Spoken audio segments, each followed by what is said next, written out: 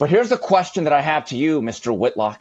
Do you really want to see more single mothers and kids without fathers in the home?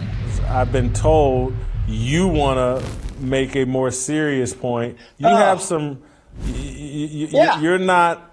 You're I not have pro-life, huh? I've been jotting down a lot of things here. I want to go several different directions. Here's the thing, Jason, and you used this term before because I think you've been a party to it. You've called it post-nut clarity.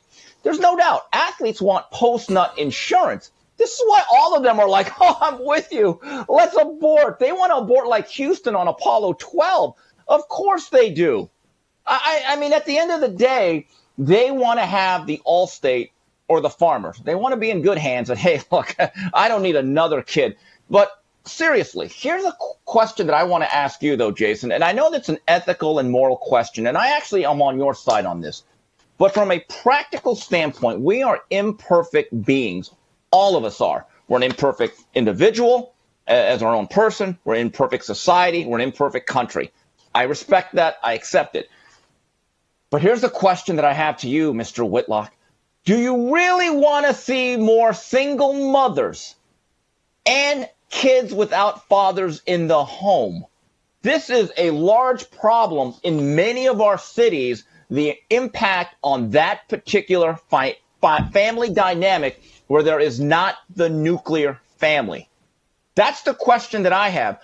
And I just look at it, and some of these women that are protesting, shrieking out of their minds, losing all sense of sanity, I'm thinking to myself, God, I hope you never do procreate.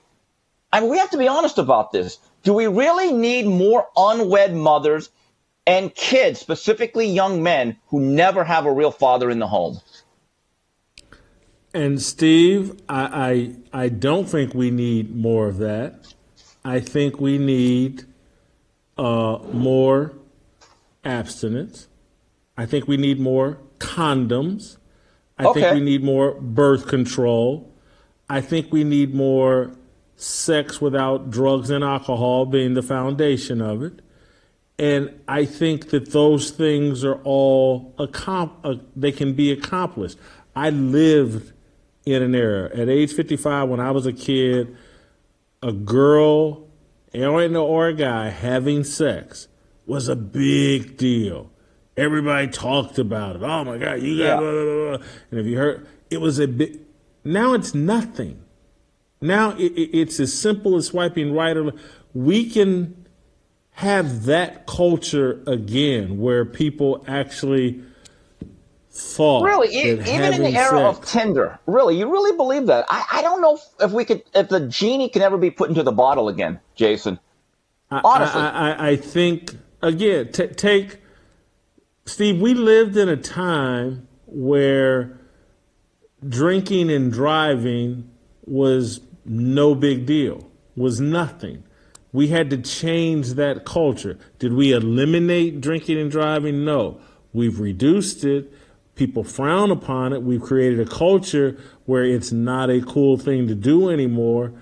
I think we can, with the right marketing, messaging, and effort, and again, some sort of return to biblical values, some sort of allowing.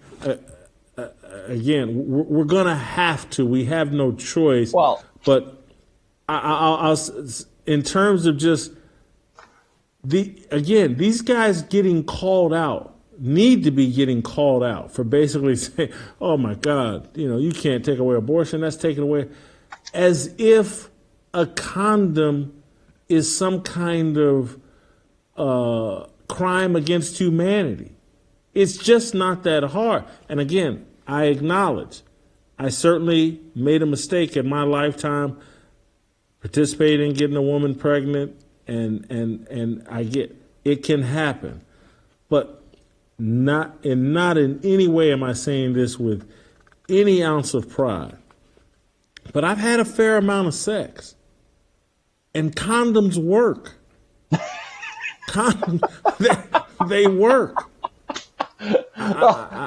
They absolutely work. And I don't buy the myth. I don't think my equipment is somehow defective or different, and like this whole like, oh, it just doesn't feel the same with a that's all BS. Jason? It just, and whatever the difference in feeling is, it's not worth it based on the responsibility that could be potentially created that you're not prepared for